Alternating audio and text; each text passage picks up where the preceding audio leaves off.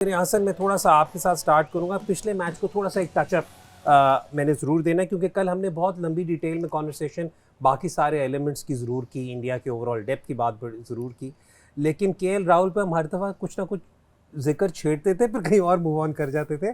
आपने कल मुझे एक बात बिल्कुल शुरू में पॉइंट आउट किया, आपने कहा कि आपने वो कॉन्फिडेंस देखा जिस कॉन्फिडेंस से वो कीपिंग कर रहे थे, you could see that translate into it. तो ज़रा थोड़ा सा इस पे एलैबोरेट करें कि आपका क्या मतलब था उससे। एग्जैक्टली देखिए, अगर हम जिस तरह पावर प्ले में इंडिया ने 5 आउट किए हैं, तो उसमें जो स्टैंड आउट परफॉर्मेंस थी, बिल्कुल नो डाउट बॉलिंग वहाँ पे अच्छी है, लेकिन जो उन्होंने कीपिंग किया behind the wickets, that was outstanding. उन्होंने 4 कैच पकड़े हैं और फिर उसी कॉन्फिडेंस के साथ वो बैटिंग में आए, और वो इजी सिचुएशन नहीं थी। अगर वहाँ पे के राहुल का कैच पकड़ा जाता तो माइट भी सिचुएशन जो है वो डिफरेंट होती, लेकिन यह है कि बहुत कंपोज इनिंग थी उनकी तरफ से उसके बाद। और आप देखें 41 रन उन्होंने किए हैं। और एक और चीज़ जो है ना, वो के राहुल के ऊपर जो चल रही है कि वो नंबर 4 और 5 पे बहुत अच्छे स्टैट्स हैं उनके।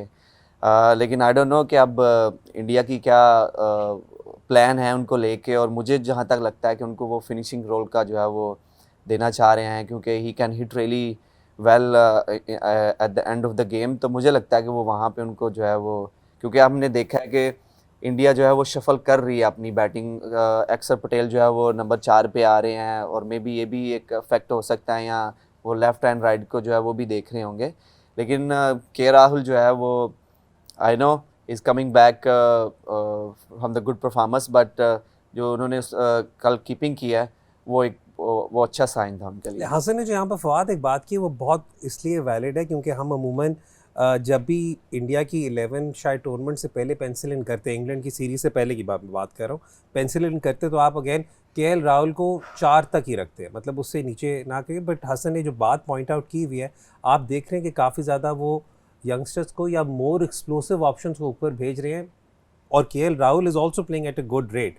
सो दैट मीन्स कि there is a clear cut responsibility given to one of the most senior players in the team कि आपने अब यहाँ से नीचे लेकर कैरी करना है।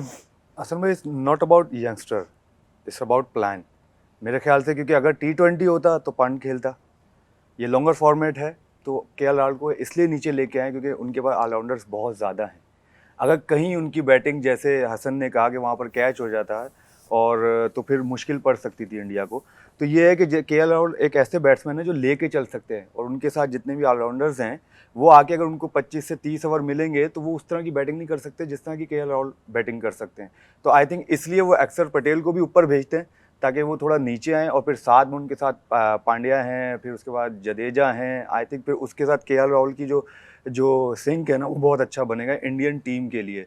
और जहाँ तक केएल राहुल की बात है, बड़े अरसे से इंडिया के साथ खेले हैं, परफॉर्मर भी हैं, यस। बीच में बहुत ज़्यादा उनके पास बैड पैच आया था, लेकिन प्लेयर वही होता है जो उस चीज़ से निकले और उसको जो भी रोल दें, वो जो है उसमें फिट इन हो सके और इंडिया के लिए अच्छा करे।